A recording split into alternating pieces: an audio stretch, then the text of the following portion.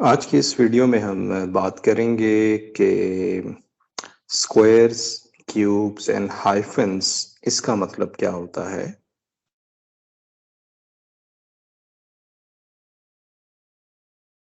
Squares, cubes and hyphen.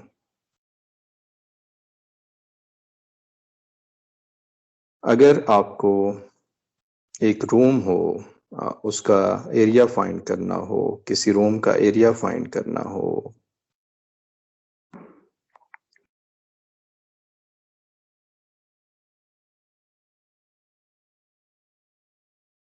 तो हमें पता है कि इसकी लेंथ होगी और विड्थ होगी। अगर आप ये लेंथ है इसको फीट में मेजर करेंगे और इसकी विड्थ को भी फीट में मेजर करेंगे तो हमारे पास फॉर एग्जांपल यूनिट्स जितने भी हैं, फीट,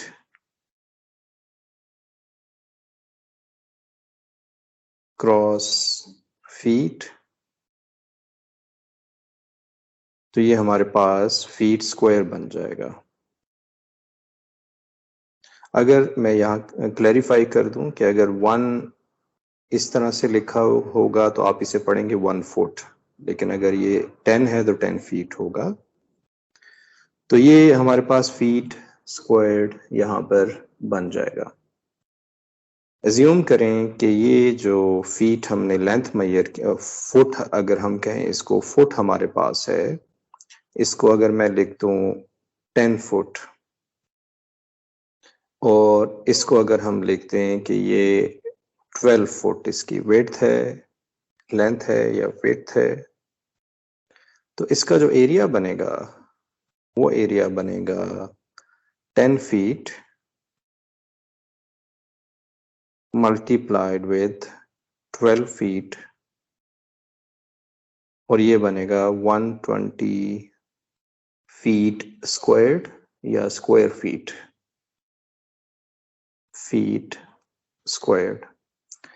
जिसका मतलब ये होता है कि अगर मिसाल के तौर पे आप ग्रिड यहाँ पर बनाएं,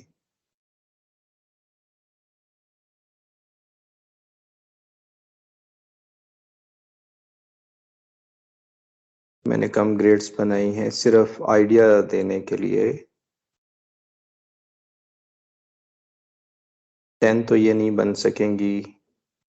फॉर एग्जांपल यहाँ पर इस केस में अगर मैं यहाँ इसको चेंज करना चाहूँ तो ये 1 फुट होगा, दैट विल बी 1 फुट। और यहाँ ये जो होगा ये भी हमारे पास 1 फुट होगा। तो एक जो एरिया है जो कि ये वाला एरिया है, ये हमारे पास 1 फीट स्क्वायर्ड होगा। तो ये सारे जब मिलेंगे तो हमारे पास एरिया मिल रहा होगा। अगर मैं इसको करेक्ट कर दूं तो करेक्ट करके अगर मैं इसको लिखूं तो ये हमारे पास आएगा 5 फीट एक तरफ है, यानी कि ये 1 2 3 4 5 फीट। और अगर आप इस तरफ जाएं तो ये हमारे पास होगा 1 2 3 4 5 6, तो ये होगा 6 फीट। तो इसका जो एरिया बनेगा वो हमारे पास बनेगा 30 फीट स्क्वायर्ड। तो ये हमारे पास एरिया है। इस तरह से आप इसको हम कहते हैं स्क्वायर्स, यानी कि हमने जो यूनिट्स हैं इनको मल्टीप्लाई करके स्क्वायर बनाया है। तो ये स्क्वायर्ड जो है ये काम करते हैं एरिया के लिए। अब हम बात करते हैं कि वॉल्यूम, या हम क्यूब्स की बात करते हैं कि क्यूब्स क्या हमें बता रहा होता है। क्यूब्स के लिए पहले आपने एक एरिया लेना होगा और फिर आप एक बॉक्स बनाएंगे कुछ इस तरह से। ये बॉक्स आपने बनाया। अब इसके लिए हमारे पास ये है लेंथ जो हमारे पास ये लेंथ होगी फॉर एग्जांपल इंचेस में है, ये लेंथ होगी। अब इन दो को अगर मल्टीप्लाई करेंगे तो इंचेस स्क्वायर्ड बनेगा यानी एरिया होगा, और अगर आप इसकी बात करें तो ये भी हाइट है इंचेस में। तो क्यूब्स हमारे पास कब आते हैं, जब inch multiplied with inch multiplied with inches squared बन जाए, I am sorry inches cube बन जाएगा यहाँ पर, इंचेस क्यूब। और ये हमें बताता है कि वॉल्यूम है, जिसमें क्यूब आ रहा होता है वो हमारे पास वॉल्यूम है। मिसाल के तौर पे अगर ये हो 5 इंचेस, ये हो 6 इंचेस और ये हो 7 इंचेस, तो यहाँ फार्मूला होगा इसका वॉल्यूम निकालने के लिए, फार्मूला होगा 5 इंचेस 6 इंचेस 7 इंचेस। इसको आप जब मल्टीप्लाई करेंगे तो ये बनेगा 210 इंचेस क्यूब।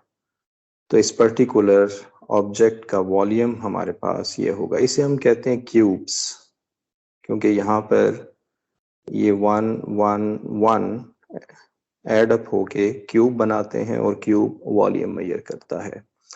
अब यहाँ पर जो 1 इंच होगा, इसमें अगर मैं यहाँ एक बॉक्स बनाऊं और इस तरह से हाइट में भी एक बॉक्स बनाऊं, ये सपोज के एक बॉक्स है, तो ये जो एक होगा ये 1 इंच क्यूब होगा।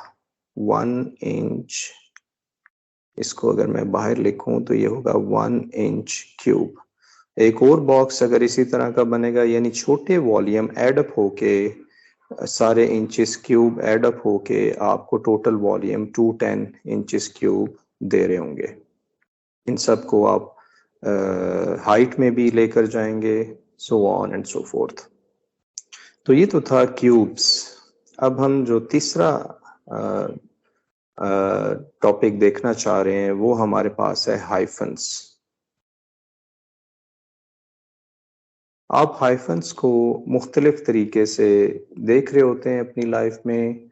मिसाल के तौर पे आप अगर कहें कि किलोवाट आवर्स, किलोवाट आवर्स, यानी यहाँ हाइफन आपने लगाया है, तो इसका मतलब होता है कि किलोवाट मल्टीप्लाइड आवर्स, यानी हाइफन का मतलब होता है multiplication. Hyphen means multiplication.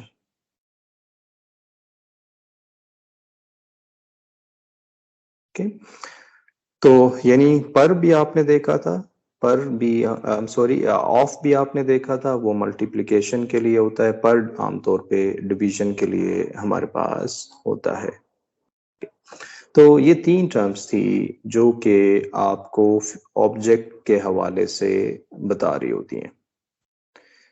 Next video में हम इस पे कुछ एग्जाम्पल सॉल्व कर रहे होंगे। Thank you for watching.